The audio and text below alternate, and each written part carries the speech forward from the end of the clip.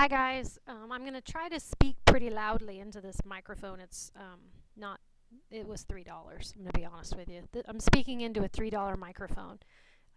Your sub should have given you a graphic organizer that says categories of fruits and vegetables on it. You are going to complete the fruit part right now. The vegetable part that is on the bottom, I actually have another graphic organizer that goes with that, and it involves me drawing, so I want to be here for that because I don't want to miss out. Okay, first category of fruit, and it looks like I even put the names down for you, is palms. What palms are basically are smooth-skinned fruits that surround a core, basically. All fruit is going to be fleshy. Some of them are juicier than others. So this one is pretty pulpy. Palms typically are pretty pulpy. And actually with a palm, the core is completely edible. It's kind of a misconception that you have to throw the middle of the apple away. You can eat every part of the apple, and it's no different than like, you can even eat the stem. Like you can eat the seeds, and it's kind of like the seeds in a grape. Like you can just eat them whole. Some examples, obviously apples and pears. Palm is actually French for the word apple. A kiwi is not a palm, and I don't know why I put it on that picture. Alright, the next one is drupes. And if I go too fast, just have the sub like pause the video so you can write down what you need to write down. A drupe contains one single seed in the middle, which is usually called a pit, and it's surrounded by juicy flesh, which is usually really juicy whenever they're ripe. Examples of these are peaches, cherries, which are a drupe. If you think about it, a cherry is actually closer related to a peach than actually. You kind of think of them as berries because they're small, but they're actually they're a drupe, so they're related to a peach. Plums, nectarines, and apricots are also examples of drupes. Okay, the next one are berries. Berries are probably my favorite. Pound per pound, they are just completely stacked with antioxidants, really good stuff for you. So they're super, super healthy and good for you. Unfortunately, they're super, super fragile, and they are the most expensive types of fruit that you can get at the grocery store other than tropical fruits. The reason is because they have a very low shelf life because they are fragile. They don't hold up very well on the shelf. Like they're the first one to mold. Whenever you buy strawberries and raspberries, you always want to turn over the container at the grocery store and look for mold at the bottom because they mold pretty quickly. And that's why like Price Chopper has to charge more money for it because they end up throwing out a lot of them. They actually have tiny seeds embedded into the skin. So if you think about a strawberry, it actually has tiny little seeds wrapped around it. And you eat the seeds and you don't even notice them because they're so small. Examples are blackberries, cranberries, strawberries, and grapes. Are not considered to be a berry because they don't end in the word berry, but actually they are. So grapes, if you think about it, actually have seeds on the inside, which makes them a little different. And they're typically not as sweet as a ripe berry, but they're in the berry category.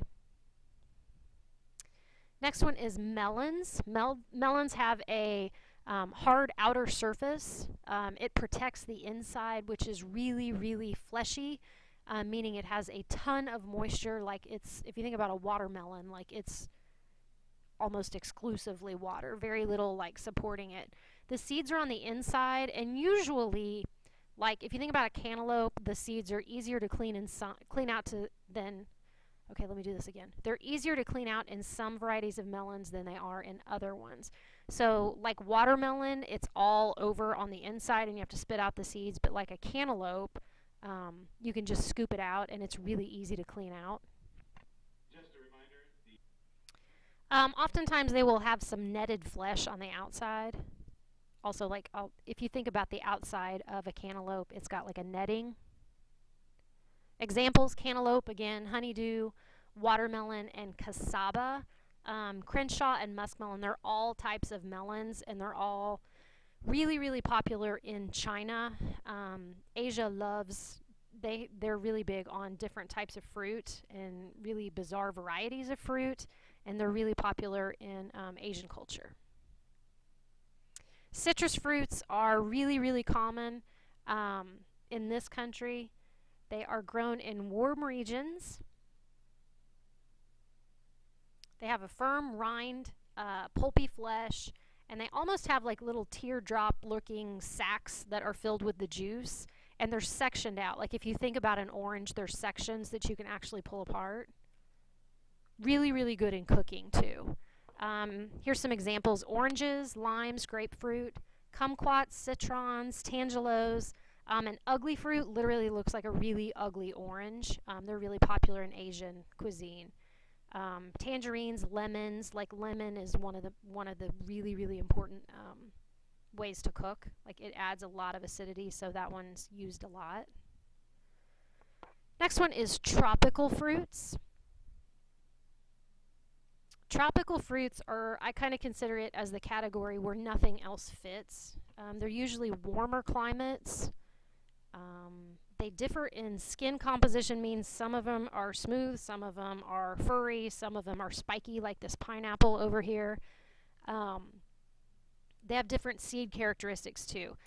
Just think of it, if it's grown in very warm climates, it's probably a tropical fruit. And they get really bizarre looking, like there's no rhyme or reason to them, and they really don't have anything in common other than the fact that typically they're high in vitamin C, high in sugar content, usually the highest, and they're kind of weird looking usually. Examples are bananas, which incidentally is the #1 consumed fruit in the United States, is a banana.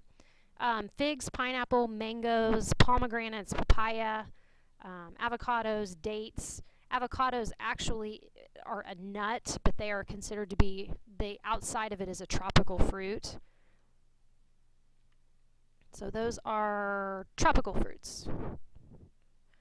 So now I'm going to move on to veggies. Well, let me rephrase that. I'm not going to move on to veggies until I get back on Monday, but that's the first part, which is the fruit.